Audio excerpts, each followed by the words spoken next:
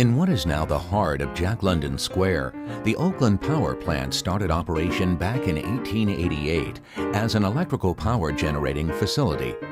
PG&E took ownership of the facility in 1910 and operated the plant for many years until 1998, when a third party acquired the facility. Today, as part of PG&E's corporate policy, it is responsibly addressing environmental impacts at sites they once owned and/or operated. PG&E recently completed a 4-month environmental cleanup project on the historical site, resulting in over 2,000 tons of soil contaminated with petroleum products being removed. The Department of Toxic Substances Control oversaw this remediation project. To demonstrate PG&E's commitment to the environment and the community of Oakland, a variety of best management practices were employed. The key areas we employed were engineering excellence, communication, local spending, local hire partnership, reduction of carbon footprint. We are very, very involved in the community outreach part of the program. The community is incredibly important to us, and we can be ambassadors for the company and show goodwill and that we really care about the folks that we're impacting. Safety is the #1 priority for PG&E and for this project. On this project, we conduct morning safety meetings with our workers. For the public, we pass out flyers. We conduct air monitoring every day on the project. We incorporated safety into every phase of this thing. You know, from the get-go, we had a health and safety kickoff meeting with the entire site, all of our subcontractors. Everybody's encouraged to have stop work authority if they see an unsafe condition. It's really integral to everything we do. At the end of the day, the job is important, but we want to make sure our people go home safely.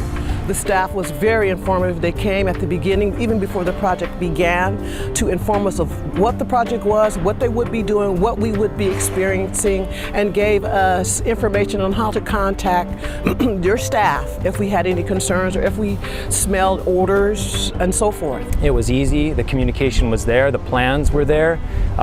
Any issues that were brought to our attention were immediately addressed via Tracy Craig's team or Arcadis or PG&E. And anything that came up, they addressed immediately. They went so far as to have a misting system, a sanitization deodorizer system. So that was greatly appreciated.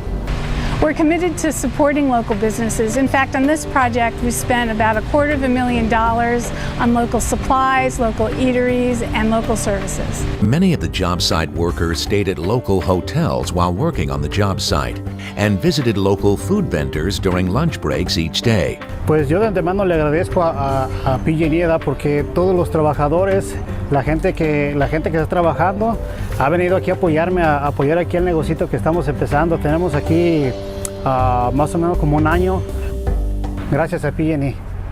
PG&E is really supportive of local nonprofits like Civicor. We really appreciate the opportunity to partner with them on this project. Civicor is the only accredited high school job training program in the East Bay for young people between the ages of 18 to 24. In partnership with Civicor, PG&E identified and trained a Civicor graduate to work on the job full-time for 4 months. Through our partnerships, we provide real-life job training experience to folks. So they're not just sitting in the building. In fact, they don't sit in this building very much at all. They're out on the street, they're out in the parks, they're out in our waterways, they're working with PG&E on special projects. On this project, we were able to get a local hire involved in the project. Sean helped out with multiple phases. He was just part of the crew on a daily basis, whether that was working in an excavation, dust control, odor control. He just helped out with whatever we needed him to, and he was a great asset to the project. You get to learn different types of trades here. You can either work the shovel, work the excavator, work foam units, learn how to mix the foam, do grout, plugs. I met some people here that really helped me out, like how to open up and really just talk to people. You know, when I first started, I was kind of quiet. I was to myself. And whenever they asked me to do it, I would go do it, but it wouldn't be no conversation. I'd just get it done. But now, you know, I look at everybody as a friend now. I took something away from meeting everybody here. You know, I'm really grateful that PG&E took very seriously the concerns of this community and exercised due diligence as a good corporate partner here. We didn't receive a single complaint in the 4 months. The regular communications, the weekly communications, keeping folks abreast of what was going on, the engineering excellence that allowed you to remediate the harm to the environment, as well as keep down odors and the things that would impact the businesses and the residents in the Jack London district were phenomenal. And I think I'm most impressed with the local hire provision. I understand that you spent $250,000 here and that you hired one of our young people from Civicor, which is an incredible nonprofit doing amazing work in District 3 for the city. And to know that that young man was able to get a job, get skills, get training in our local community, and then go on and land a permanent job, full-time job someplace else, how phenomenal that is.